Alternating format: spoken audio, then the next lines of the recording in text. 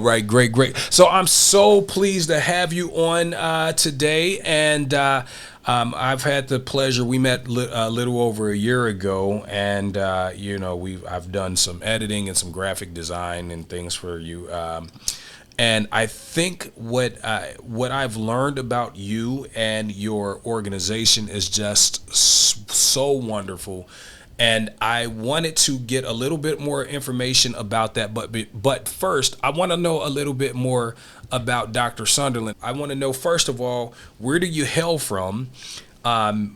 And also, why? I want to know more. Whenever I hear somebody with the title doctor, I always, I haven't had an opportunity to talk to you about, what your field of doctorism. I don't even know if that's a word, but we'll go with it. And why the Cancer Justice Network? So let's just sort of dig into your background first. Sure. I'm a born and raised in a little town in the east, right on the water, called New York, in a borough of the Bronx. And I went through all my schooling there, and left there for a doctorate at Indiana University. And just at that time, the civil rights movement was starting to blossom, and I found that Indiana University was about as racist a community as I've ever been in, that I knew consciously, and it was surrounded by Klan country, and the beginnings of the far right were there as well. So we began to organize in the dormitories to bring black people into the school year. Besides, mostly they segregated black people into the summer programs, but not throughout the year. So we began to militate for that. And then after about a year or so of that, and I was in a doctoral program at that time, the university decided that I was making too much trouble in that area and asked me to leave, and took away my scholarship and so forth. And a group of faculty members came to my aid, and they said, you can't take away his scholarship. You can take away his job, but you can't take away his scholarship. So it was just an ongoing tension there. And at that time, there was a comedian activist named Dick Gregory. I don't know whether you've ever heard of him. Absolutely, yeah.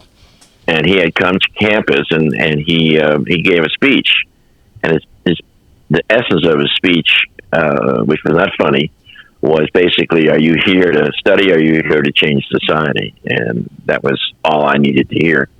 So I joined the civil rights movement by joining a student organization that was interested in both civil rights for university students, as well as civil rights for everyone. So I joined that organization, left the university, and for the next couple of years was engaged in the civil rights movement with a wide group of people from Miami University and from other places, where we would go down south and try and do voter registration or desegregate state parks, basically trying to push as much as we could towards some kind of justice in the South that permitted us to have equality. I was working with a group of teachers, and it turned out that they wouldn't let black and white teachers meet together in Arkansas, and we tried to change that by bringing black and white teachers together, but the police and state police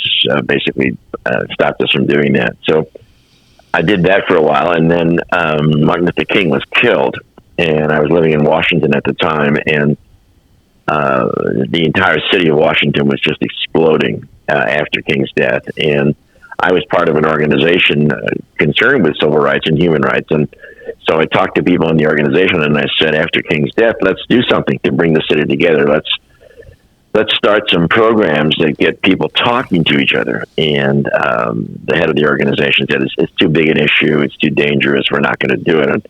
And I said, but we're the primary organization in human relations in the city. We can really make a difference. And he said, no, I don't think so. So a group of secretaries decided to have a workshop on guns.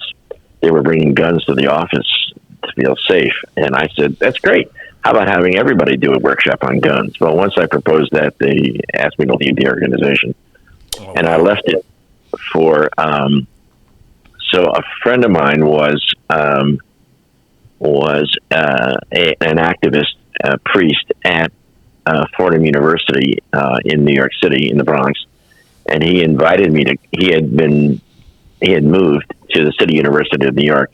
In 1970-71, the City University of New York had a major protest to allow African American and Hispanic and Italian people into the university in a more direct way. The goal was to have people admitted if they had a high school diploma. Prior to that, you had to have a very high grade point average in the 80s and 90s to get into a community college or a senior college. So there was an uproar of students, and the state legislature decided that they would permit anybody with a high school diploma to come into the university. And I was hired by this wonderful priest to help plan how you could bring 25,000 people who were never involved in the university before and never thought about the university before into a successful program at the university. So we had just a tremendous number of people and tremendous amount of money and faculty, but it turned out that the faculty at the university were totally dedicated to making sure that no Black or Hispanic student survived the first year. So the first year we had almost 100% attrition or dropping out or pushing out of students. Transcripts were altered. So it was shocking. It's absolutely shocking. I wrote a book about it, and inside the organization, and I was a vice president at that time, and basically pointing out that the future of New York City really was tied up with the future of this program. That if Hispanic and Black people and poor people could come to the university, become lawyers and doctors and teachers and so forth, that would be the future of the city. And people read the book and they said, too pessimistic. We don't want you to do this anymore. And by the way, get out of here. So it sounds like it sounds like your activism was getting you kicked out of a lot of places. Right, it was. But it was also educating me. I was also raising my consciousness about what I thought the real problems were the South. I thought the problems were in Arkansas or Mississippi or Georgia. The real problem was in New York City and Chicago and Detroit. So basically I left that situation and joined a small little college in New York City called the College for Human Services. And that college was dedicated to providing a master's degree and baccalaureate degree to poor people. So that we wanted to work with representatives of the poor communities of New York City, Harlem, and where Spanish Harlem was, and where people were in Brooklyn. Bring them into this college, give them a job, pay them to be students there, as well as pay their tuition, and graduate them as comparable to teachers or masters in social work. And over the next 9 years, we did it. We actually accomplished that, and it was an exciting program. And we proved that if you had the right motivation and the right attitude and created a safe environment for students and gave them a job, helped them with their economics, that they could thrive. So I left there I thought I was going to do the same program in Boston, at a college in Boston. They had wanted me to come up there and set up the same kind of program for poor people in Boston. And so I decided to leave the college in New York, go up to Boston and set up the program. But it turned out that the college that I was going to work with had decided that they didn't want African American and Hispanic people from Boston in their college. So that fell through. And so I came back to the college in New York. But people in Cincinnati had heard about what we've been doing in New York, and they invited me to apply for the position of Dean of the College of Community Services, which was one of the newest colleges at the UC at that time in 1979.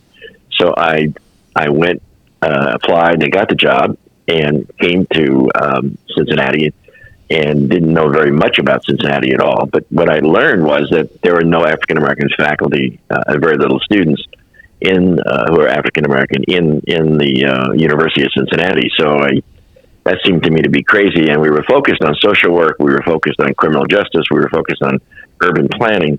So it seemed to me those were areas where African American voices needed to be heard.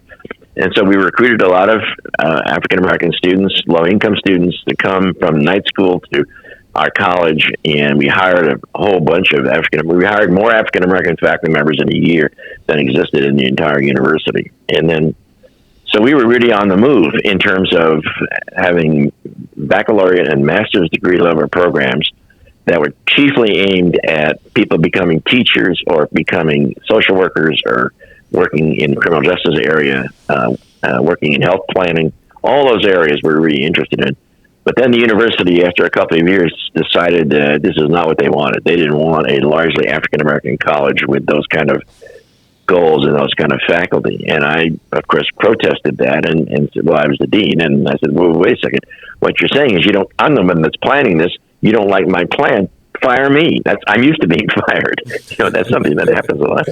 And they said, no, we're not firing you. We're firing the college. So they closed the college and they distributed all the programs to other parts of the university. But of course, they divided up the African-American community that we were working to build inside. And so for the next 30 years, so I was a professor of social work, a professor of education, a professor finally of peace. So at the end of 35 years or so, I decided that I would leave the university, and a number of people that I was working with, we didn't like the way the university was working, either with minorities or with students in general. It was not a place of fun. It was not a place where you're excited about learning. So we thought we would set up a new university. Robert Harris was one of the key people in this as well. So and we'll have Robert on hopefully within the maybe next week. So we'll get that. Yeah. So just as we were starting a planning group about this, two of my family members came down with cancer, and we raised the question, where do we go to get the best cancer treatment? And nobody could tell us. That our physicians couldn't tell us. And they said, well, we don't really know what the best cancer hospital is. There are 5 cancer programs in Cincinnati, and we don't know what the best one is. So we started going to each of the cancer programs in Cincinnati at EC or TriHealth or Christ, and began to ask people that question. And everybody said the same thing, Christian. They said, well, we're the best program in the city. And I said, based on what? And they said, well, our patients like us, the ones that live. And well, that's great. That's super. But the ones that live. Right. What's the standard? So they couldn't tell us a standard at all. So my wife had a lot of the children at Good Sam. So she went to Good Sam, and we found a surgeon at Good Sam, and he was arrogant, and he said, I can do this, but I can do it with the robots. And rather than actually do it with human hands. And so we said, well, what's your success rate with robots versus doing it normally or regularly? And he said, why are you asking me these questions? And we said, well, we want to know what you're doing. And he said, I'm the expert. You're ignorant. You don't know anything about what I'm doing. So I'm going to go ahead and do it. And so he went ahead and did the operation, and it thankfully turned out just perfectly and fine. And then we went back to him in 3 months and asked him, why did you do that? And he said, are you going to sue me? And I said, no, we're not going to sue you. And he said, I don't have to answer these questions.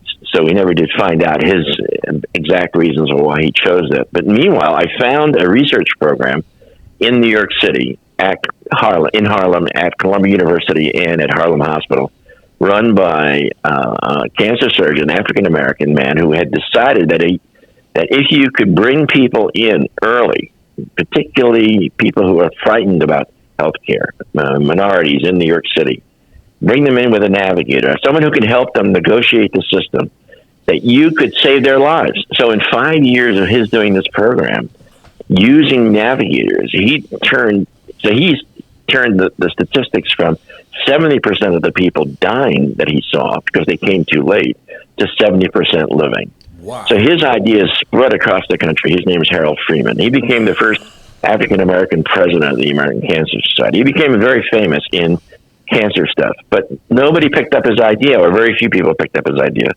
And he had a number of researchers study it for the next 5 years to make sure that it was kosher. And It turned out, of course, it was. The earlier you bring someone in, the greater you have a chance of stopping the cancer at its earliest place before it begins to spread. Well, another family member of mine also had cancer, and he lived in New York City, and New York City has major hospitals for cancer, but none of them have a standard that says we're the best or we're the best for this. So he found the same thing we found here in Cincinnati, but he had stage 4 colon cancer, and he needed transportation to get to and from his treatments. Mm-hmm. And he found a transportation system, a group of volunteer drivers that would drive him and wait for him and drive him back home after his treatment. And so we interviewed that person who lives in New York and decided we would do the same thing here. We would set up a program where we could take people to cancer care. We could have them have free transportation, and we could provide them with the wherewithal to be supported in the whole process, the cancer process. And if we caught people early, we would increase their life expectancy. So that's what we started doing 7 years ago. And then slowly but surely, the communities accepted us because we went to churches and senior centers and health centers and so forth. We ate every week with the same community of people. We got to know them, they got to know us, and they began to trust us. And then it really just expanded tremendously. So until the COVID hit. And then when the COVID hit, everything got closed down. Yeah. So we're in the process of recovering from that. It is absolutely an amazing story. I didn't know. Of course, this is the first time I'm hearing the history and the story, and it's a wild story, and it's a great story because that led this program, the Cancer Justice Network, that you've brought here, this model, and so just sort of to break this down. The overall gist of this is that we have to be able to get people to screenings in order to save their lives. And it is my understanding that's where the Cancer Justice Network comes in providing the transportation and providing navigators. Now, can you touch more on what exactly a navigator is and why a navigator is important? Sure. And this is what Dr. Freeman taught us. He came here to teach us about being a navigator and met with all the hospital heads too. And they all said, we know who you are and we know what your program is, but we don't want to do it here in Cincinnati. So thanks, but no thanks.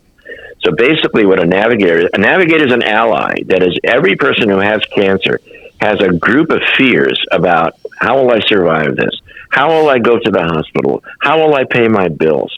How will I know that the treatment I'm getting is a good treatment? How will I know how to pay for not only my exam, but how to get to and from any treatments that I need? Sometimes I need treatments 5 days a week. That's expensive for me if I'm poor. How am I going to do that?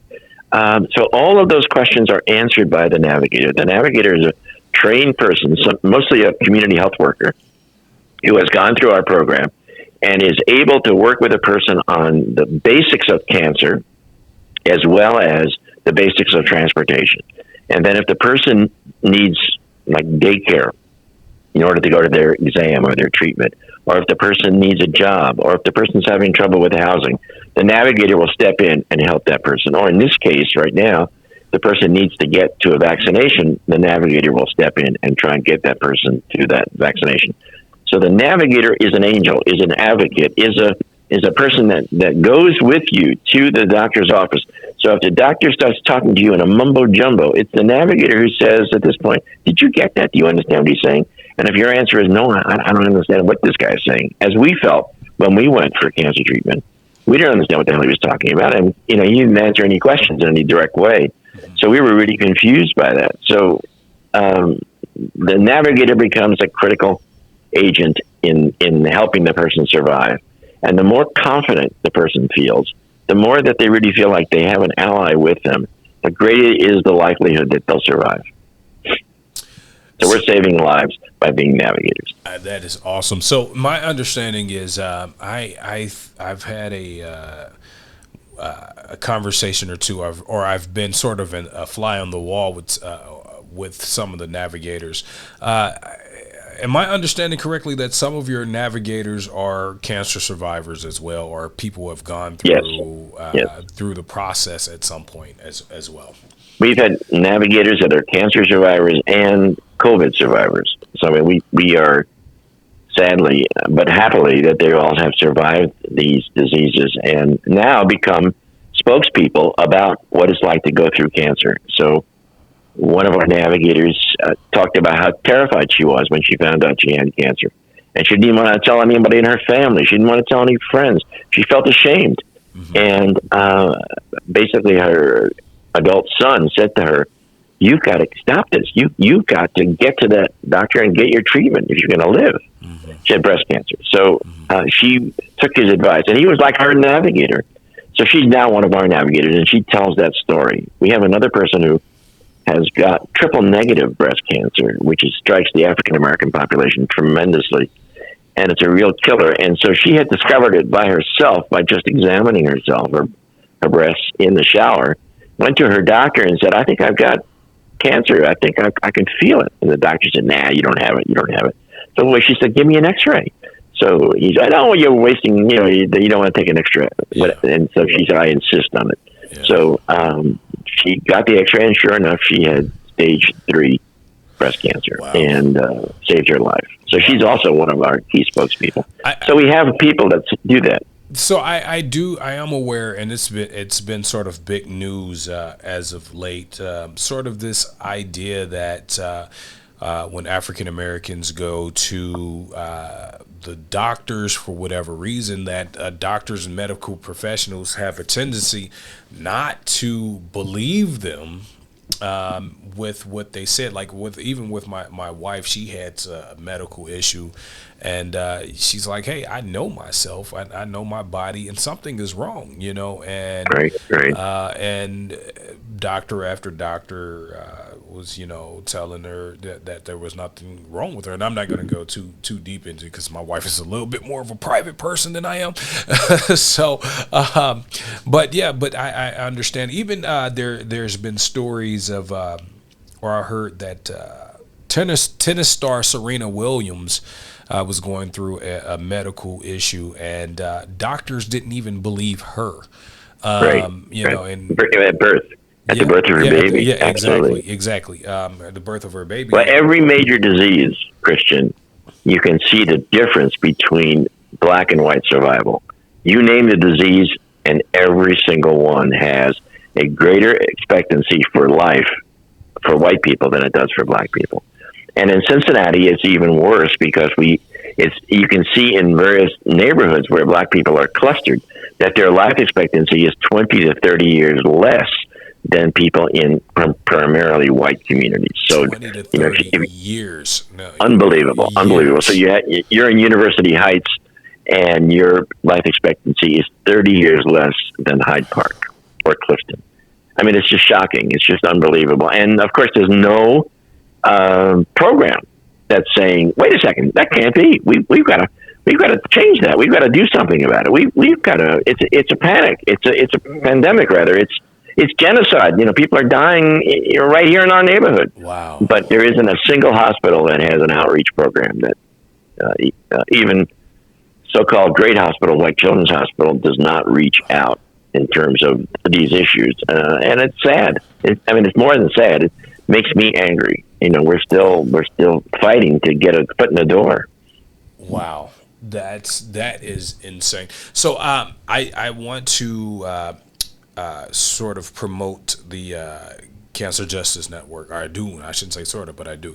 So what information can you give us about if anyone wants to become a navigator, or if they are interested in your services? And I know we're not on video, but I do have your website as well. That's right. That's right. Okay, so I have it up so people can see it. But let's talk a little bit about how people can either join as a navigator, and what type of person are you looking for as a navigator? Are you looking for people who are specifically who are survivors, or what makes an ideal navigator? And I know, and my guess is that you probably won't turn down anyone who's willing to help in some sort of capacity. But I know you I would imagine you would have an ideal candidate as to what would make a good navigator. Well, first of all, if they have more information, if they want more information, they call me at 513-404-3882. Or if they need a navigator to go to a cancer exam or a treatment or a dental treatment or any health treatment, vaccinations included, call 513-404-3882. So the kind of person we're looking for, there isn't any one characteristic. We are blessed in terms of the navigators with having very strong people who are not afraid to talk to somebody who has cancer. I mean, it's not an easy thing to do when someone is dying of cancer.